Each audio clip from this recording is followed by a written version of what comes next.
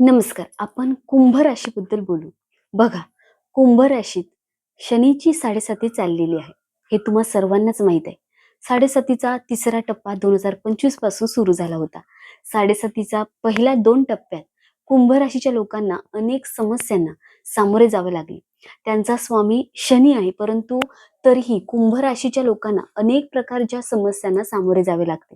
शनीच्या 7.5च्या पहिल्या चरणात त्यांना काही अडचणी आल्या, आरोग्याच्या समस्या उद्भवल्या, काही हॉस्पिटलचा खर्च उद्भवला, काही उत्पन्न खर्चावर खर्च केलं गेलं आणि किंवा बचत करण्यात काही समस्या आल्या किंवा नोकरी गेली. त्यांच्या छोट्या-छोट्या गोष्टी दिसत होत्या. पण 7.5च्या दुसऱ्या टप्प्याने त्यांना पूर्णपणे हादरवून सोडले. कुंभ राशीचे लोक 7.5च्या दुसऱ्या चरणात पूर्णपणे हादरलेले होते. कारण हा टप्पा प्रत्येक क्षेत्रात समस्या देत होत्या. कौटुंबिक क्षेत्र असो, आरोग्य असो, उत्पन्न असो, पैशाचे क्षेत्र असो, प्रेमसंबंध असो किंवा विद्यार्थी जीवन असो, प्रत्येक क्षेत्रात अपयश, आव्हाने आणि समस्या दिसत होत्या. आता 7.5चा हा तिसरा टप्पा आला आहे आणि 2026 मध्ये त्याचे काय परिणाम होतील याबद्दल आपण आजच्या व्हिडिओमध्ये बोलणार आहोत. तर बघा, 7.5चा तिसरा टप्पा हा थोडा खूपच हाताळणीची गरज आहे.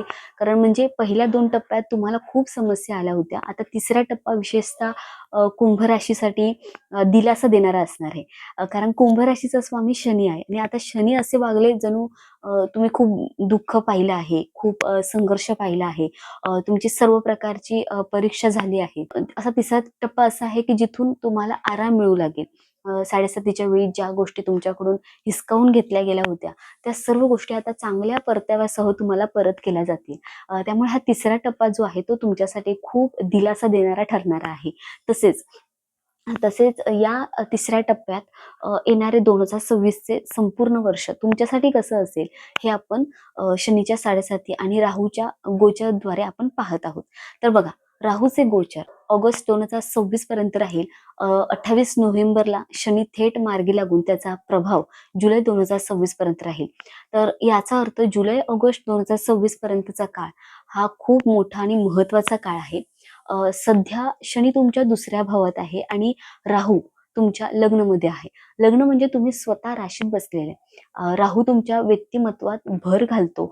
राहू तुमचे विचार, वागणूक, हेतू आणि कार्यपद्धती बदलत असतो.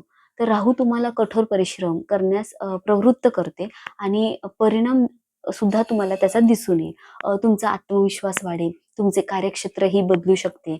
अशी शक्यता आहे की ज्या घरात राहू असतो तो 70% लाभ देतो, पण 30% तुम्हाला चेतावणी म्हणजे इशाराही देतो. चेतावणी म्हणजे काय? कॉन्फिडन्सला अति आत्मविश्वासात ओव्हर कॉन्फिडन्स मध्ये बदलू नये. गर्व किंवा अहंकार येऊ देऊ नका. कारण जेव्हा खूप दिवसांनी आपल्याला सर्व काही मिळू लागतं ना, तेव्हा माणूस अहंकारी होऊ शकतो आणि 7.5च्या वेळी शनी महाराज जो अहंकार, अभिमान बाळगतो, त्याचा हा अहंकार फार वाईट परिस्थितीने मोडतात. त्यामुळे अहंकार बाळगू नका. त्यामुळे चांगले कर्म करत राहा, मेहनत करत राहा. नशीब आणि राहू दोघांची साथ मिळेल. पूर्वी कठोर परिश्रम करूनही फळ मिळत नव्हते, परंतु आता परिस्थिती अशी आहे की आपल्याला कठोर परिश्रम करावे लागतील आणि शनी आणि राहू परिणाम देण्याची जबाबदारी घेतील.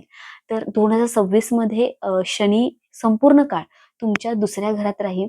दुसरे घर कुटुंब, वाणी आणि पैशाचं असतं.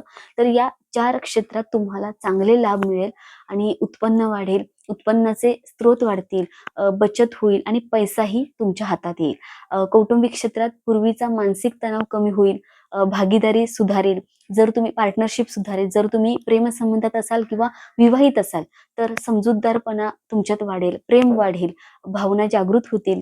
जॉईंट फॅमिली मध्ये सुद्धा वातावरण आनंदाचं राहणार आहे.